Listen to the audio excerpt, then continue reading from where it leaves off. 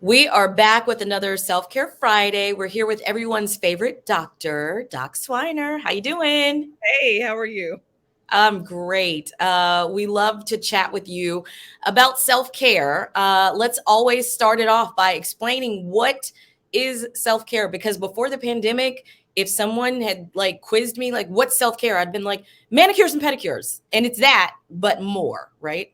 Yeah, I say it differently every time, but self care encompasses all the things, including manis and petties, that make you feel good, de stressed, relaxing more, creating coping mechanisms, leaving toxic environments, all of those things in one, to me, means self care.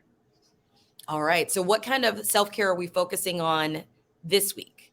Let's talk about actual treatment for stuff Mhm. going on, right? So a lot of us have suffered from some form of mental health issue, especially with this pandemic, whether it be depression, anxiety, PTSD, etc., stress, lack of coping.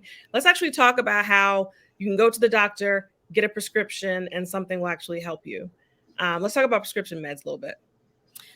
Listen, I am a big fan. I have anxiety, and I did not I'm gonna just keep it real. I did not realize. I thought that people that took drugs for different things, like I thought that they were like, on the verge of a meltdown, or it's just I only had opinions based on what I'd seen on TV.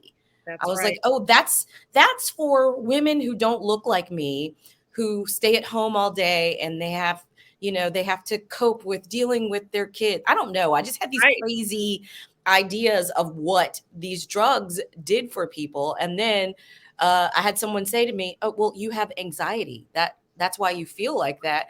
Take this prescription." Changed my life, Doc Swiner. Changed my life. Yep, you It's weren't amazing. crazy. You were not crazy. So, I was yeah, so we not. don't we don't even use the word crazy in mental health. I mean, because all of us are dealing with something.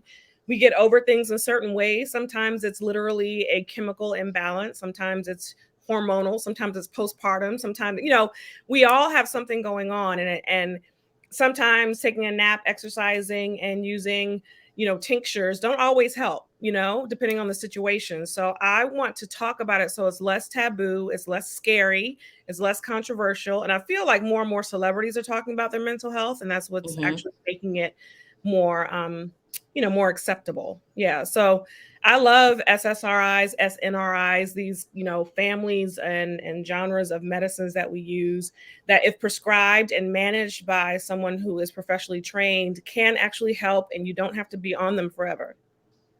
I think that it's really great for people to hear this. Like I said, I didn't know. Hmm. But then once I started taking something for my anxiety, because hello, I was an only child whose mom got sick, and I had to take care of my mom while being a single mother. That's And then right. when she passed away, my grandma got sick. And I'm now the only grandchild taking care of my grandmother while a single mom and working.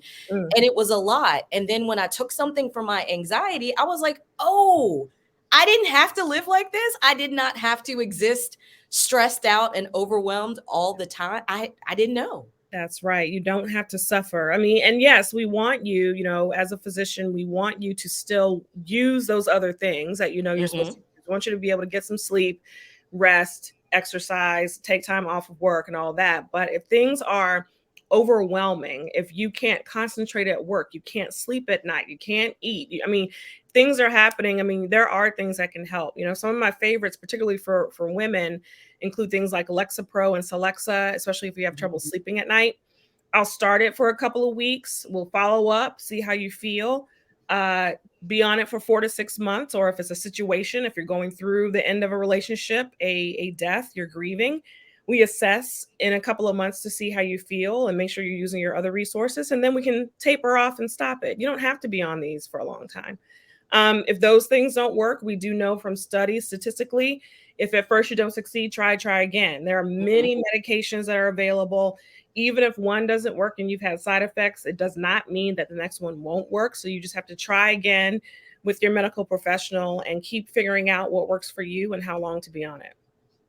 I think that sounds great. And I think this is really helpful. And I think it's helpful for people to hear that, it's okay for Black folks to take these drugs, because Absolutely. as a community, we have just this belief that we don't do that. Absolutely. And we need to get away from that. Yep. And we're at home suffering alone, and there's no need. There's no need. All right. This is great information, Doc Swiner.